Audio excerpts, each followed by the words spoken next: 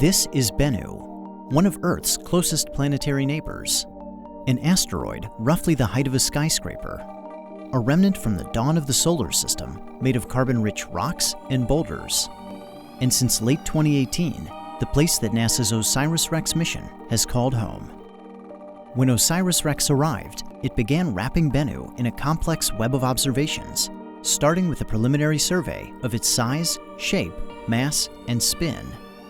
On New Year's Eve, OSIRIS-REx was captured into orbit by Bennu's minuscule gravity, making it the smallest world ever to be orbited by a spacecraft. In early 2019, it broke orbit to conduct a detailed survey.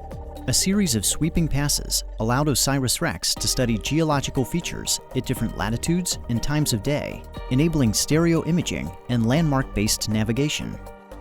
During the detailed survey, OSIRIS-REx globally mapped Bennu at only 5 centimeters per pixel, the highest resolution of any planetary body, including Earth. On June 12th, the spacecraft entered a new orbit at an altitude of just 680 meters, setting another record and establishing a home orbit for the remainder of the mission.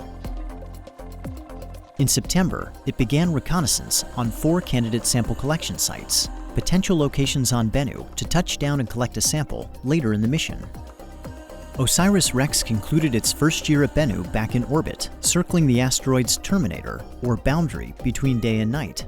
Here, outside forces acting on the spacecraft are balanced, allowing it to orbit within the same plane over time. Reconnaissance resumed in early 2020 with close flyovers of the primary sample collection site Nightingale and the backup site Osprey. In mid-April, OSIRIS-REx performed the first of 2 rehearsals prior to sample collection. It navigated to a predetermined checkpoint about 125 meters above Bennu, then descended to within 65 meters before backing away. After the checkpoint rehearsal, OSIRIS-REx flew one final reconnaissance sortie over Site Osprey. Then it made a series of high-altitude maneuvers while rebooting its onboard processor and preparing for its second rehearsal of the sample collection event. On August 11th, OSIRIS-REx departed its home orbit and made a 4-hour traverse to Bennu's northern hemisphere, retracing its earlier path. After performing the checkpoint engine burn to begin its descent, it made a second engine burn called Match Point to match Bennu's rotation before backing away at an altitude of approximately 40 meters. Now, the most crucial moment of the mission had arrived. On October 20th, 2020, at approximately 11:30 a.m. Mountain Time, the spacecraft departed orbit. A few hours before, mission controllers on Earth had sent the commands for the touch-and-go sample collection maneuver, or TAG. As they watched with anticipation, OSIRIS-REx steered itself to sample site Nightingale, maneuvering toward the small crater at the walking pace of a spider. At 4:11 p.m., the mission received confirmation. OSIRIS-REx had touched down and collected its sample. Following TAG, the spacecraft drifted to a safe distance away from Bennu.